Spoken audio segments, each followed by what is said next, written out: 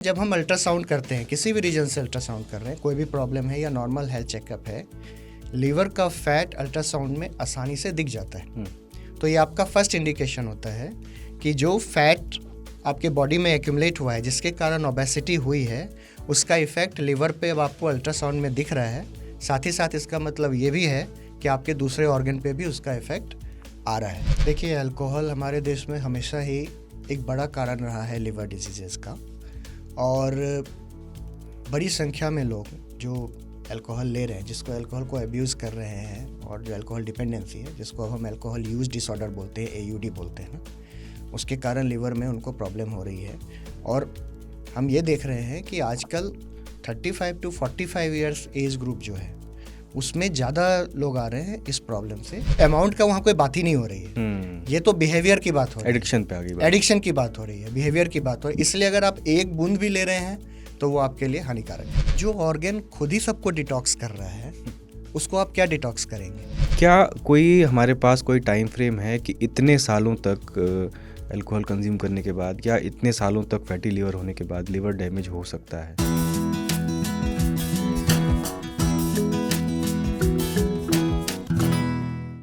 नमस्कार, आप सुन और देख रहे हैं हेलो डॉक्टर। मैं हूं अतुल। आज का एपिसोड बेहद खास है क्योंकि आज हम बात करने जा रहे हैं शरीर के एक ऐसे अंग की जो चुपचाप हमारे लिए दिन रात काम करता है।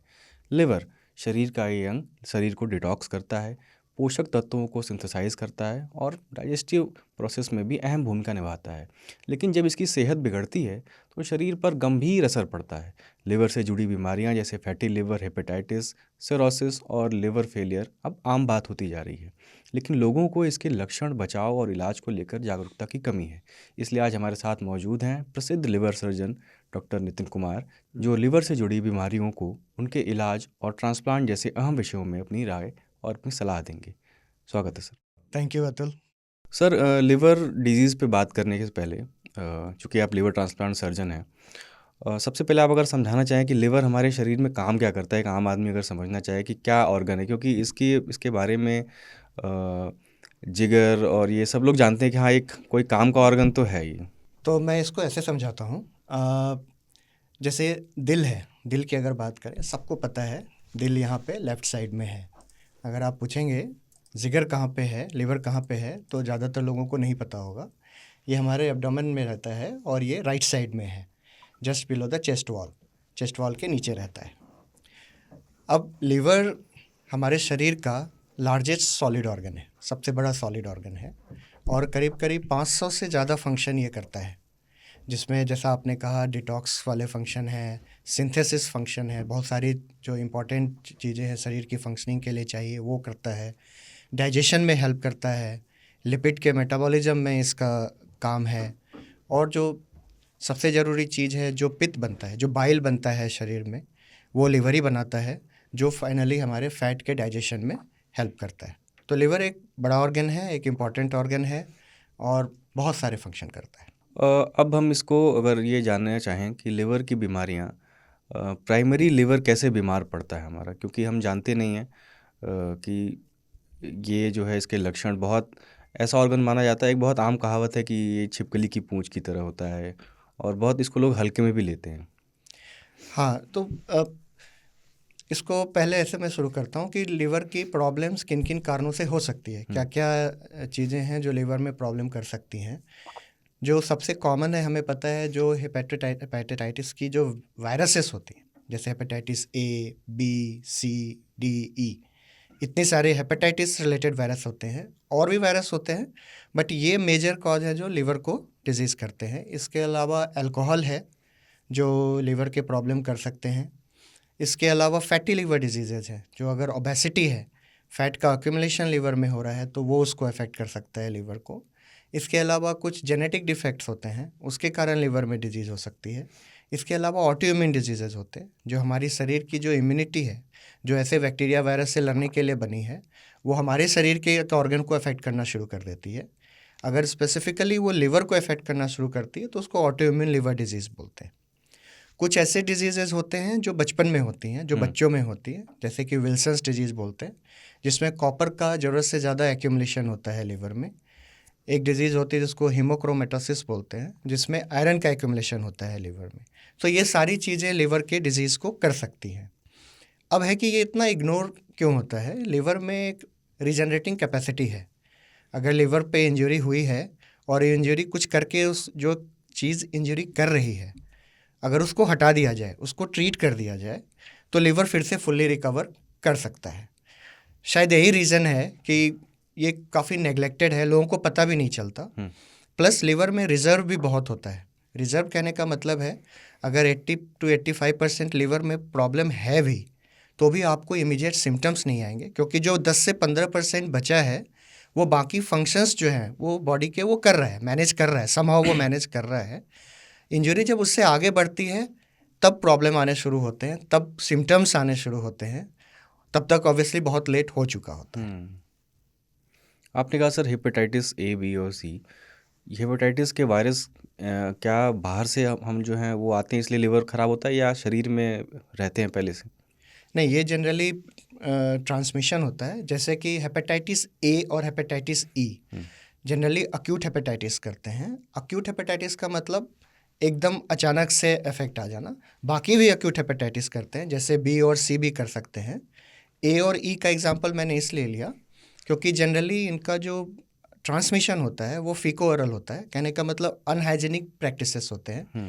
हैंड वॉश ठीक से नहीं किया या गंदा पानी पिया, कंटेमिनेटेड वाटर लिया, तो इससे ये स्प्रेड होता है। Then person to person spread होता है ये।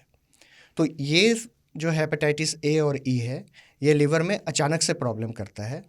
बिलिरुबिन काफ़ी ऊपर चला जाता है, जैसे हमें पीलिया होता है, आंखों का पीलापन, शरीर में पीलापन आता है। ब्लड के टेस्ट करेंगे तो लिवर के जो एंजाइम्स होते हैं, जिसको हम SGOT SGPT बोलते हैं, वो काफ़ी हाई हो जाते हैं। इसको हम अक्यूट हेपेटाइटिस बोलते हैं। ए और ई के साथ अच्छी बात क्या है, एक बार ट्रीटमेंट हो गया, जॉन्डिस ख़त्म हो गया, वो चला गया, तो ये आगे इंजरी नहीं करते, कंप्लीट रिकवरी हो जाती है क्योंकि लिवर की रीजनरेटिंग कैपेसिटी है। बी और सी में प्रॉब्लम क्या है, बने रहते हैं वो बने रहते हैं। और जो आप कह रहे हैं ना, क्या वो शरीर के अंदर ही रहते हैं, तो हाँ, वो कभी जाते नहीं हैं। हमारी इम्यूनिटी उनको रोक के रख सकती है, पर वो हमारे शरीर के अंदर बने रहते हैं, जिसको हम क्रॉनिक लिवर इंजरी बोलते हैं। क्रॉनिक मतलब जो लंबे समय तक चला जा रहा है, तो वो लो लेवल पे इंजरी करते रहते हैं धीरे धीरे करके लिवर को। दूसरा आपने बताया कि फैटी लिवर है जी। बहुत कॉमन हो चुका है आजकल जी। जो शराब पी रहे हैं उनको भी, जो नहीं पी रहे हैं उनको भी। मोटापा एक कारण तो है ही है। जो लोग जिनकी लाइफस्टाइल जो है दिन भर बैठने की जॉब है, उनको भी फैटी लिवर है। फैटी लिवर लिवर को सिरोसिस करने में कितना वो है, कितनी जल्दी हो सकता है, कितनी बीमार पड़ता है फैटी लिवर से? क्योंकि अच्छा, इसके भी सिम्टम तो है नहीं कुछ। हाँ, तो मैं इसको ऐसे समझाता हूँ। जब हम फैटी लिवर बोलते हैं ना, तो एक एंटिटी है जिसको हम non alcoholic fatty liver disease बोलते हैं। अब उसका नाम बदल गया, उसको NASLD बोलते हैं, बट अभी प्रैक्टिकल पर्पसेस के लिए हम उसको NAFLD ही बोलते हैं। ये एक अम्ब्रेला टर्म है। उसके एक एंड पे फैटी लिवर आता है, दूसरे एंड पे उसके कारण सिरोसिस आता है। सिरोसिस उसके एक दूसरे एंड पे है, जो सबसे ख़राब एंड है। नाउ फैटी लिवर क्या है? फैटी लिवर मतलब अगर आपके लिवर में 5% से ज़्यादा फैट आ गया है, तो टेक्निकली वो फैटी लिवर हो गया है।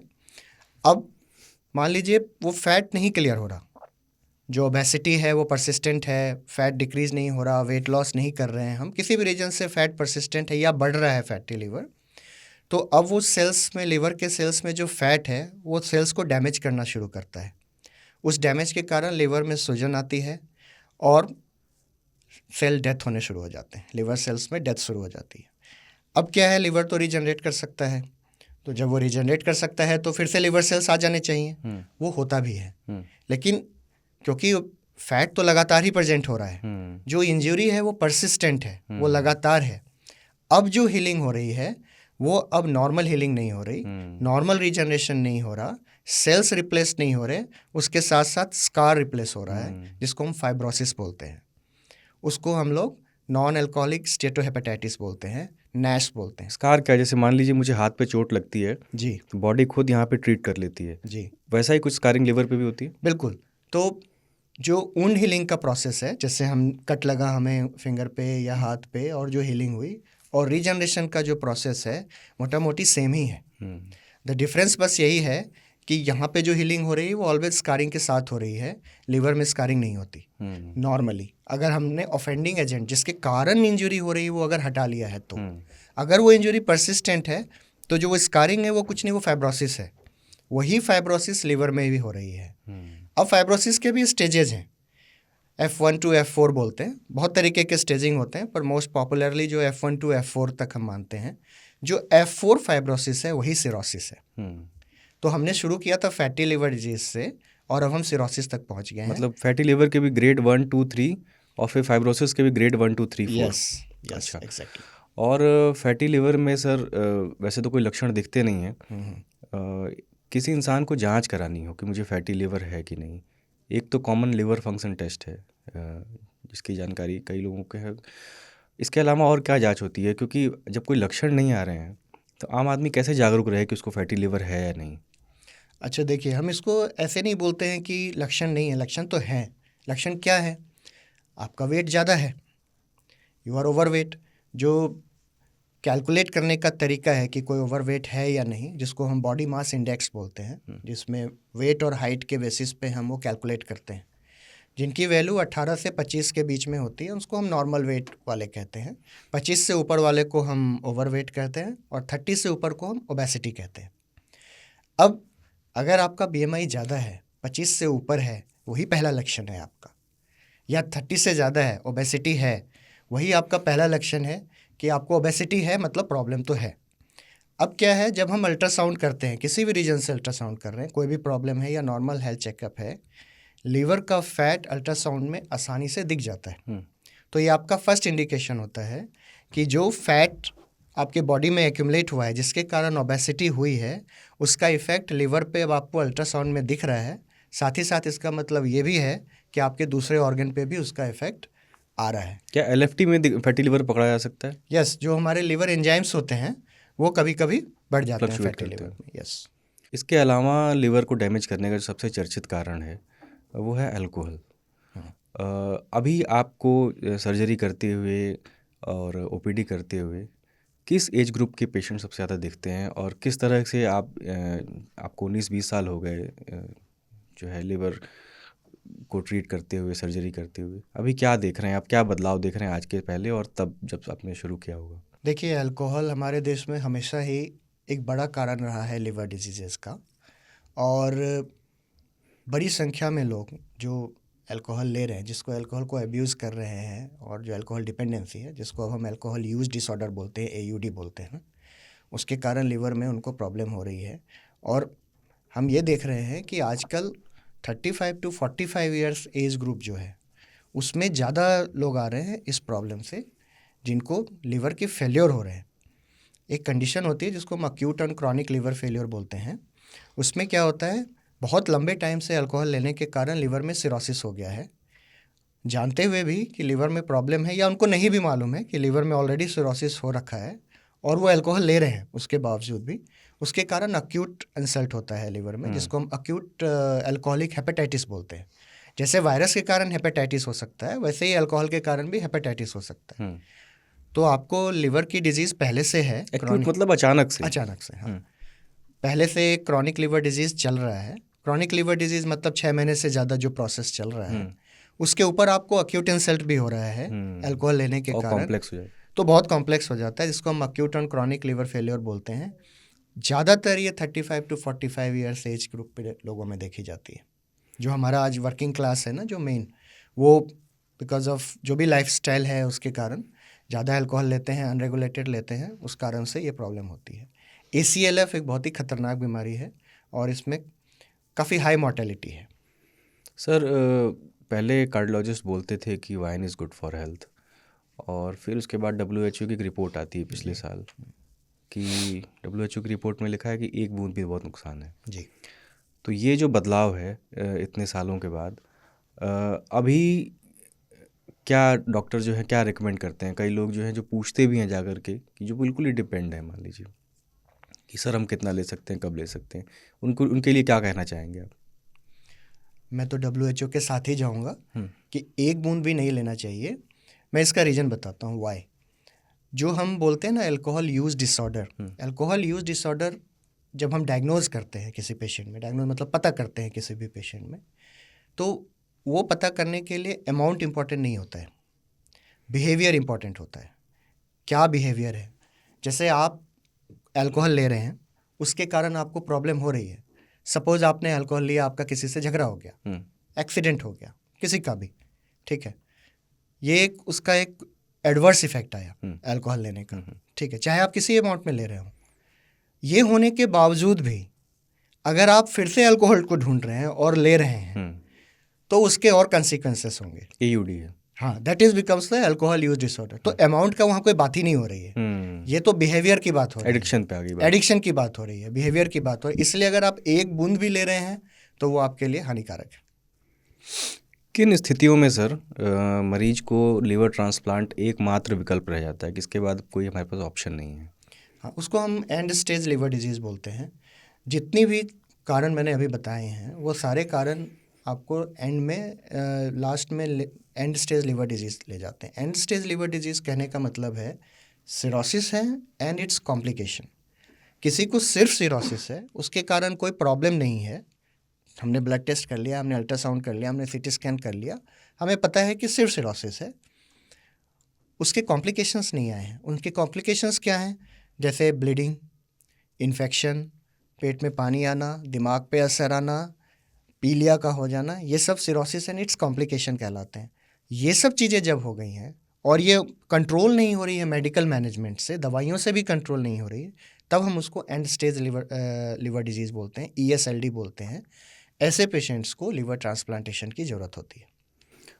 अभी इंडिया में लिवर ट्रांसप्लांट की जो सक्सेस रेट है वो क्या है? अभी जो पेशेंट जो इसके तरफ, क्योंकि वो ट्रांसप्लांट एक बहुत डरावना टर्म है, आप तो यूज्ड टू होंगे ट्रांसप्लांट करते हुए, आप क्या समझाना चाहेंगे उनको?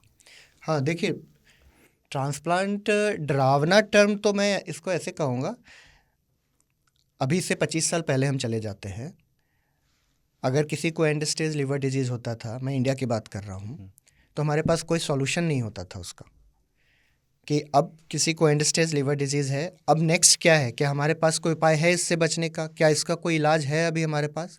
तो हमारे पास नहीं होता था कोई इलाज उसका। आज के डेट में ट्रांसप्लांट है, जिसके कारण हम ऐसे पेशेंट्स को भी बचा सकते हैं, एक सेकेंड चांस टू लाइफ दे सकते हैं।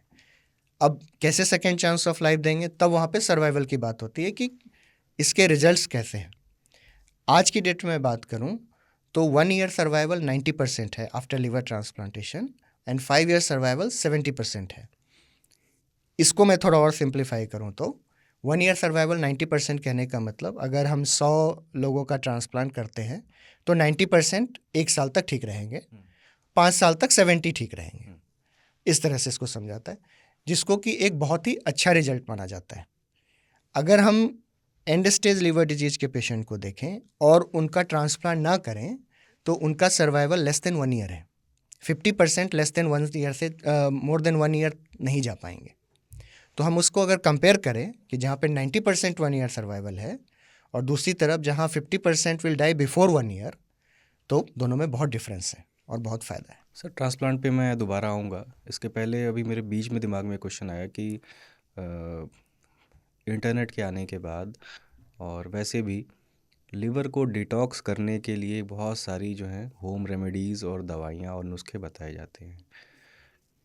क्या इससे कुछ होम रेमेडीज़ से या कुछ दवाइयों से या कुछ खान पान से, आजकल बहुत सारे वीडियोस उपलब्ध हैं, लिवर डिटॉक्स हो सकता है? लिवर डिटॉक्स एक लोगों के दिमाग में ये है कि जो ड्रिंक करते हैं हम भी डिटॉक्स कर लेंगे, ये क्या मिथ है? कोई इसमें सच्चाई भी है क्या? नहीं, इसमें कोई सच्चाई नहीं है। और जो ऑर्गन खुद ही सबको डिटॉक्स कर रहा है उसको आप क्या डिटॉक्स करेंगे? तो ऐसी कोई भी रेमेडीज़ जो भी हैं, जो हाउस होल्ड रेमेडीज़ हैं, जो घर के वो चीज़ें हैं, अगर वो नुकसान नहीं कर रहे तब तक ठीक है, बट उनका कोई फ़ायदा है या नहीं लिवर को डिटॉक्स करने में, ये तो कहना मुश्किल है कि कोई बहुत फ़ायदा करता है, ऐसा नहीं है। और जैसा मैंने अभी कहा कि जो ऑर्गन खुद ही सबको डिटॉक्स कर रहा है उसको हम क्या डिटॉक्स करेंगे? दूसरी चीज़, परसिस्टेंट इंजरी होनी ज़रूरी है। लिवर को एंड स्टेज लिवर डिजीज़ तक जाने के लिए या सिरोसिस करने के लिए या और प्रॉब्लम आने के लिए इंजरी को परसिस्टेंट होना ज़रूरी है। लगातार होना ज़रूरी है। जैसे अल्कोहल है, लगातार लेना ज़रूरी है। वायरस है, वायरस शरीर में रह रहा है, आपने उसका ट्रीटमेंट नहीं किया है। या ओबेसिटी है, आपने ओबेसिटी को ठीक नहीं किया है। तो ये सारी चीज़ें लगातार इंजरी कर रही हैं लीवर को, तभी लीवर खराब होता है। तो इसलिए कोई ऐसा डिटॉक्स जैसी कोई चीज़ नहीं होती लीवर में। मैं एक जगह पढ़ा था कि सर आप लिवर आपकी बहुत हेल्प करता है, लेकिन आप बार बार इंसल्ट करेंगे। यस। और तो क्या कोई हमारे पास कोई टाइम फ्रेम है कि इतने सालों तक अल्कोहल कंज्यूम करने के बाद या इतने सालों तक फैटी लिवर होने के बाद लिवर डैमेज हो सकता है, या ये बॉडी टू बॉडी वेरी करता है? एक मोटा मोटा सा फिगर है कि 15 से 20 साल का टाइम लगता है लिवर को ख़राब होने में। और ये कहाँ से आया है? ये वायरल डिजीज से आया है। जैसे हेपेटाइटिस बी और या सी की हम बात करें तो 15 से 20 साल का टाइम लगता है सिरोसिस तक पहुँचने में। अब हम इसको अल्कोहल के लिए बात करें तो एकदम से रेप्लिकेट नहीं कर सकते इसको, क्योंकि आप फिर अमाउंट इंपॉर्टेंट हो जाता है वहाँ पे कि आप जितना अमाउंट लेंगे उतना ज़्यादा टॉक्सिसिटी लिवर को होगी। तो हो सकता है कि 10 साल भी ना लगे टाइम फिर से लिवर को उतना डैमेज होने में या सिरोसिस बनने में, बट मोटा मोटी 10 से 15 साल का टाइम। क्या सर इसमें जेनेटिक भी है? कई लोग ऐसे मिलते हैं, एक मान लीजिए 4 लोगों का ग्रुप है, चारों same amount of alcohol consume कर रहे हैं लोग, उसमें से एक आदमी को लिवर सिरोसिस हो गया और 2 को फैटी लिवर भी नहीं हुआ है या बहुत ग्रेड 1 पे है। क्या इसमें कोई जेनेटिक फैक्टर भी काम करता है क्या? देखिए, जीन का स्ट्रांग होना जो मैं कह रहा हूँ। जनरली 2 हिट थ्योरी से इसको हम समझते हैं।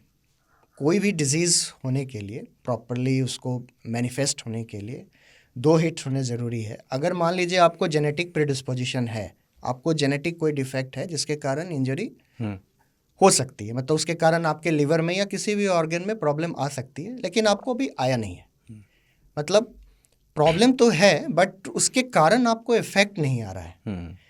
मतलब आप एज पे खड़े हैं, किसी ने अभी तक धक्का नहीं दिया है आपको, अब आप अल्कोहल लेना शुरू करो तो अल्कोहल एक धक्के की तरह है जो आपको उस एज से गिरा देगा। तो पहले से एक प्रेडिस्पोजिशन है, जेनेटिक प्रेडिस्पोजिशन है, और दूसरा फिर से आपने अल्कोहल लेना शुरू किया है तो उसमें इफेक्ट थोड़ा जल्दी दिखेगा कंपेयर टू अदर जिसको वो जेनेटिक प्रेडिस्पोजिशन नहीं है। लेकिन इसको बताने का कोई तरीका नहीं है कि किसको वो चीज़ है, किसको वो चीज़ नहीं है। एक आसान भाषा में ये कह सकते हैं कि भाई आपके अगर फादर को, मदर को या आपके फैमिली में लिवर डिजीज़ की हिस्ट्री रही है तो आपको और सावधान रहना चाहिए। एग्जैक्टली, बिल्कुल। आप उस रिस्क ग्रुप में ज़्यादा मतलब हैं। बिल्कुल 100%। सर, इन सारी डिजीज़ के बाद जो ट्रांसप्लांट पे हम बात कर रहे थे, ट्रांसप्लांट की प्रक्रिया कितनी जटिल होती है? हाँ, जैसे हमारे पास और इसमें समय कितना लगता है, भी बताइए। हाँ, जो हमारे पास पेशेंट आते हैं जिनको सिरोसिस है और इसके कॉम्प्लिकेशन है, जो एंड स्टेज लिवर डिजीज़ है, जब वो हमारे पास पहली बार आते हैं, जो हमारी पहली मीटिंग होती है, तो हम उनको बताते हैं कि ट्रांसप्लांट होता क्या है। ट्रांसप्लांट बेसिकली एक प्रोसीजर है, लिवर ट्रांसप्लांट, जिसमें हम जो पुराना लिवर है जो ख़राब हो चुका है उसको पूरा निकाल देते हैं, उसकी जगह पे नया लिवर लगाते हैं। अब नया लिवर लेने के 2 तरीके हैं, एक है लिविंग डोनर लिवर ट्रांसप्लांट और एक दूसरा है डिसीज डोनर लिवर ट्रांसप्लांट। पहले मैं डिसीज़ के बारे में थोड़ा बताता हूँ। डिसीज़ मतलब जो ब्रेन डेड पेशेंट्स होते हैं जिनकी फैमिली ने कंसेंट दिया है ऑर्गन को रिट्रीव करने के लिए, हम उनका ऑर्गन निकाल के पेशेंट में लगा देते हैं। दूसरा होता है लिविंग डोनर लिवर ट्रांसप्लांटेशन, जिसमें घर का जो सदस्य होते हैं, जो फैमिली मेम्बर्स होते हैं, वो पार्ट ऑफ लिवर डोनेट करते हैं। लिवर एक ही होता है, लिवर 2 नहीं होते, लेकिन लिवर की एनाटॉमी ऐसी है, ऐसी बनावट ऐसी है कि उसको हम 2 पार्ट में डिवाइड कर सकते हैं। अब क्योंकि लिवर में रीजनरेटिंग कैपेसिटी है, तो एक पार्ट ऑफ द लिवर जो हमने डोनर से निकाला है और जो पेशेंट में लगाया है उसमें भी वो बड़ा हो जाता है, और जो हमने डोनर में पीछे छोड़ा है वो उसमें भी बड़ा हो जाता है। तो हम एक पहले मीटिंग में पेशेंट को हम ये बताते हैं कि ये प्रोसेस है और ये जो है ओवरऑल मैकेनिज़्म है इसको करने का। फिर हम पेशेंट के बारे में बात करते हैं कि इसके रिस्क और कॉम्प्लिकेशंस क्या हैं। तो जैसा मैंने अभी बताया कि 1 ईयर सर्वाइवल 90% है, तो हम ऐसे ही 10 to 15% रिस्क ऑफ ट्रांसप्लांटेशन बताते हैं। और उसके बाद जो मोस्ट इम्पॉर्टेंट थिंग है, सर्जरी हुई, सर्जरी के बाद रिकवरी में कितना टाइम लगेगा। जनरली 2 to 3 वीक्स का टाइम लगता है पेशेंट को, और अगर लिविंग डोनर लिवर ट्रांसप्लांट है तो डोनर को 7 से 8 दिन का टाइम लगता है, जिसके बाद वो डिस्चार्ज हो जाते हैं। ऑपरेशन के बाद पेशेंट को लाइफ लॉन्ग इम्यूनोसप्रेशन लेनी होती है और कुछ प्रिकॉशंस होते हैं जो फॉलो करनी होती है।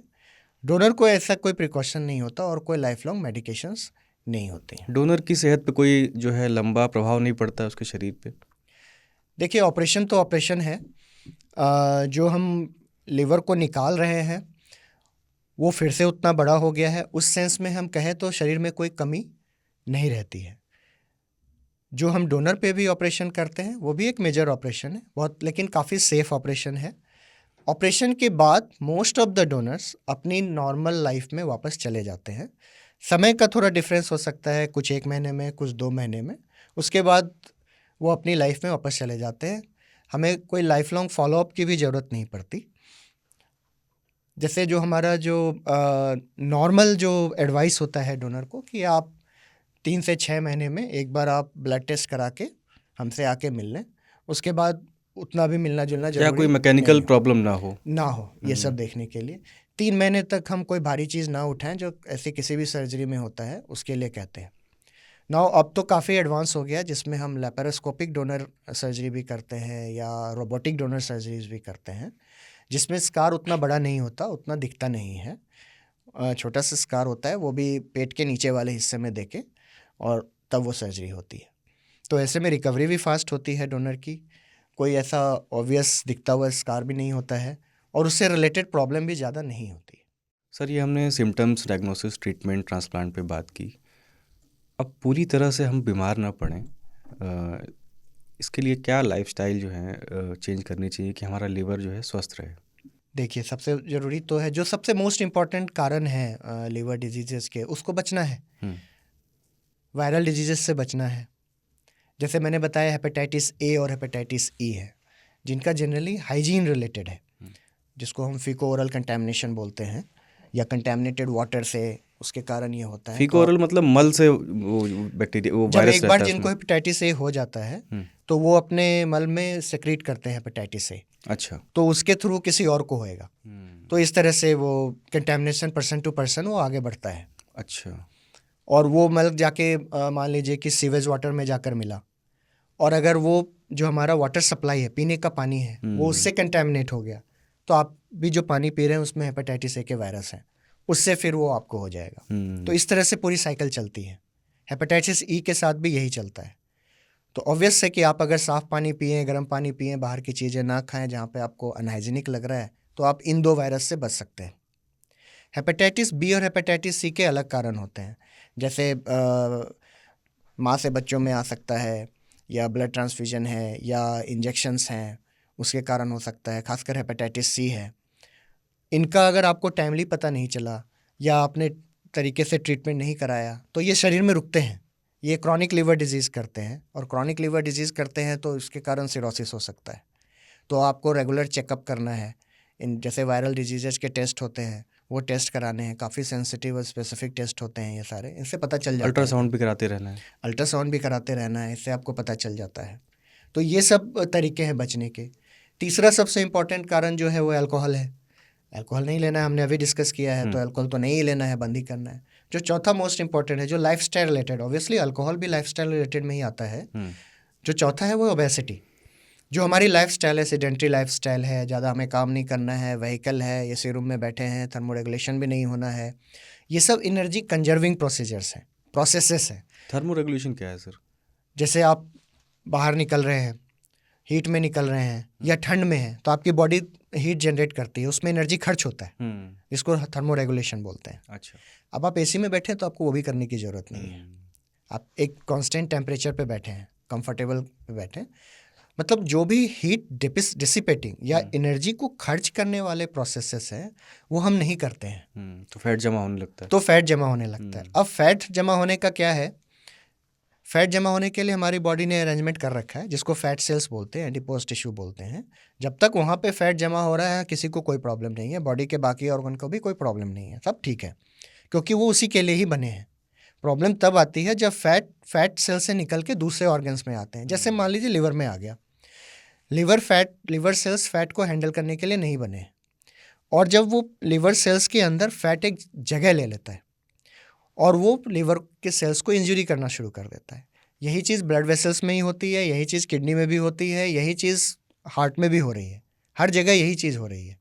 इसके कारण से हार्ट डिजीजेज हो सकते हैं, किडनी के डिजीजेज हो सकते हैं, कैंसर्स हो सकते हैं, डायबिटीज़ हो सकता है, लिवर डिजीज़ेज हो सकते हैं, स्ट्रोक हो सकता है, अल्जाइमर्स डिजीज हो सकते हैं, कुछ भी हो सकता है।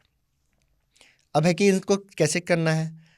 तो एक तो जो है आपकी डाइट है, डाइट को कंट्रोल करना है, क्योंकि हमारे अराउंड एनर्जी डेंस फूड बहुत ज़्यादा है, तो हमें एनर्जी डेंस फूड से बचना है।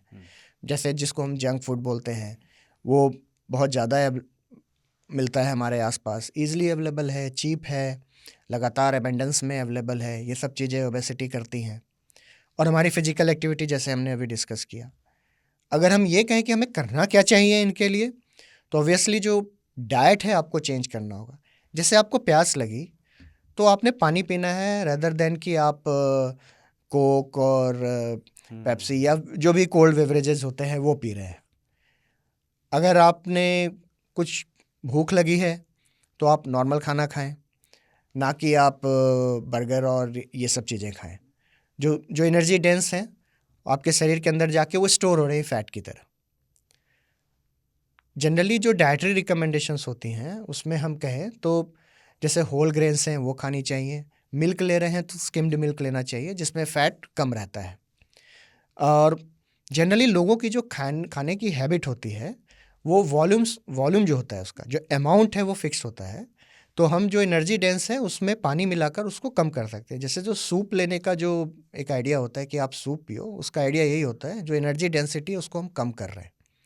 तो अब जो आप पी रहे वॉल्यूम तो वही रह गया, लेकिन उसकी एनर्जी लेवल कम हो गई। फ्रूट्स हैं, वेजिटेबल्स हैं, ये दे आर लो कैलोरीज, लेकिन उसमें फाइबर ज़्यादा होता है। तो ये सब चीज़ें को आप अगर सेवन करते हैं, खाते हैं, तो इससे चांसेस हैं कि आपका वेट ज़्यादा नहीं बढ़ेगा, ओबेसिटी नहीं होगा। फिजिकल एक्टिविटी में डे टू डे लाइफ में जो भी चीज़ आप करते हैं, अपना काम किया, घर पहुँचे, घर का काम किया, गार्डनिंग की, घर की सफाई की, हल्का जॉगिंग किया या सिंपल वॉकिंग किया, अगर स्पोर्ट्स करते हैं तो और भी अच्छी बात है, रनिंग की, साइकिलिंग की, स्विमिंग की, ये सब चीज़ें जो हैं फिज़िकल एक्टिविटी से रिलेटेड है, जो करने की ज़रूरत है, जो ये फैटी लिवर डिजीज़ को करते हैं, जो लाइफ स्टाइल जो मॉडिफिकेशंस हैं लिवर डिजीज़ से बचने के लिए। मतलब आप ये कहना चाह रहे हैं कि एक तो आप लो फैट डाइट लीजिए, अगर ले भी रहे हैं तो उसको बर्न करिए, एनर्जी जो है वो फैट स्टोर नहीं होना चाहिए, फिजिकल एक्टिविटी इतनी करिए। हाँ, कितनी देर करनी चाहिए सर, ये भी बताइए। हाँ, मैं बताता हूँ। पहले तो मैं ये एक चीज़ क्लियर कर दूँ, लो फैट, लो कार्बोहाइड्रेट या लो प्रोटीन उतना इम्पॉर्टेंट नहीं है। वो पर्सन टू पर्सन इंडिविजुअलाइज करना होता है। इम्पॉर्टेंट ये है कि आप जो कैलोरी इंटेक है उसको कम कर रहे हैं या नहीं, वो ज़्यादा ज़रूरी है। चाहे आप जितने भी परसेंटेज लेके करो, वो काम मेनली डाइटिशियन का होता है, जो आपके हिसाब से एक डाइट तैयार करती है जिसमें कितना मेजरमेंट होगा, कितना होगा, जो पेशेंट और डाइटिशियन एग्री होंगे, जो पेशेंट के हिसाब से होगा वो भी होना ज़रूरी है, आपके टेस्ट के हिसाब से होना ज़रूरी है। तो सिर्फ लो फैट कहना ज़रूरी नहीं है, लो कैलोरी कहना ज़्यादा इम्पॉर्टेंट है। दूसरी चीज़, रिकमेंडेशन है कि अगर आप आधे घंटे भी डेली कर रहे हैं एक्सरसाइजेस, और एक्सरसाइजेस की भी फिर इंटेंसिटी होती है, मॉडरेट इंटेंसिटी कर रहे हैं या हाई इंटेंसिटी कर रहे हैं। मतलब वॉक करना एक्सरसाइज नहीं है ना, लोग इट इज़ एक्सरसाइज। अच्छा, वॉक करना भी एक्सरसाइज है, लेकिन वो आधा घंटा होना चाहिए और वो रेगुलर होना चाहिए और वो कंटिन्यूटी में होना चाहिए। अगर आप करके अच्छा, अब मान लीजिए आपने लो कैलोरी डाइट ली, आपका वेट कम हो गया, अगर उस लो वेट को मेंटेन करना है तो फिजिकल एक्टिविटी ज़रूरी है। फिजिकल एक्टिविटी का रोल वहाँ पे आ जाता है। तो 60 to 90 मिनट्स जो है वो आप अगर आधे घंटे भी आप पर डे कर रहे हैं एक्सरसाइज रेगुलरली, कंसिस्टेंटली, तो वो ठीक है।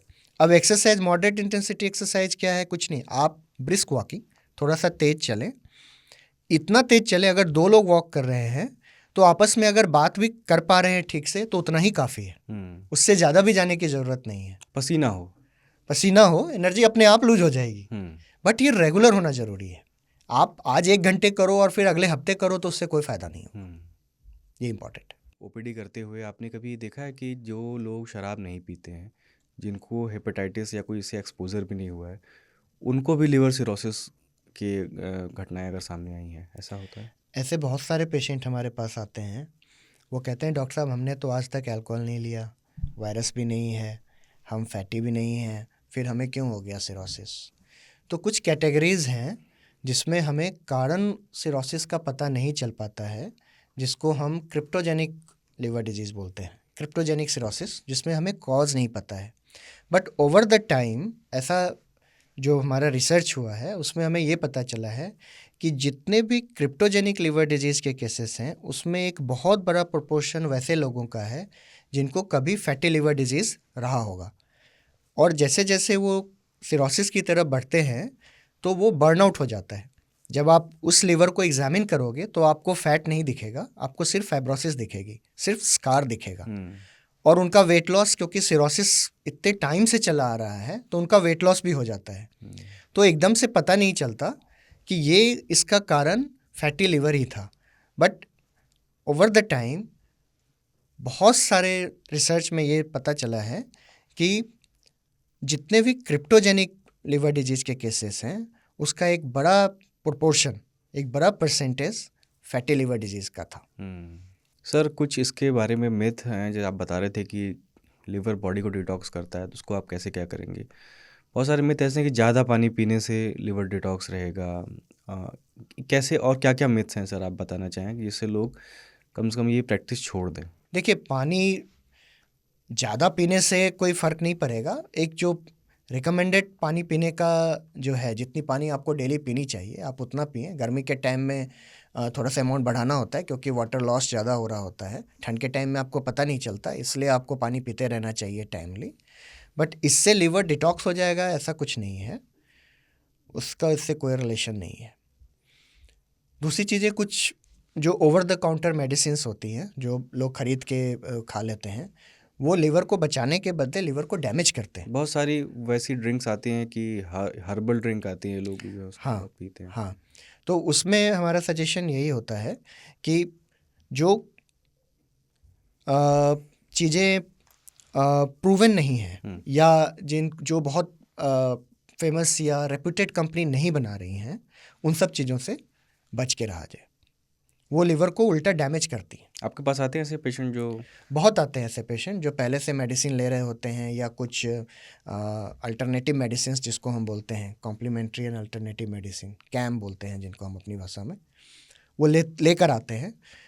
वो इस बिलीफ में लेते हैं कि इससे ठीक हो जाएगा। ये उनका ट्रेडिशनल बिलीफ है कि ये सब दवाइयाँ लेने से उनको आराम मिलेगा या वो ठीक हो जाएंगे। बट ऐसा नहीं है। ऐसा कोई स्ट्रॉन्ग साइंटिफिक प्रूफ नहीं है कि इन सब चीज़ों से लिवर ठीक होता है। उम्मीद है आज की बातचीत से आप न अपने लिवर के प्रति जागरूक रहेंगे बल्कि इससे जुड़ी गलतफहमियों से भी दूर रहेंगे।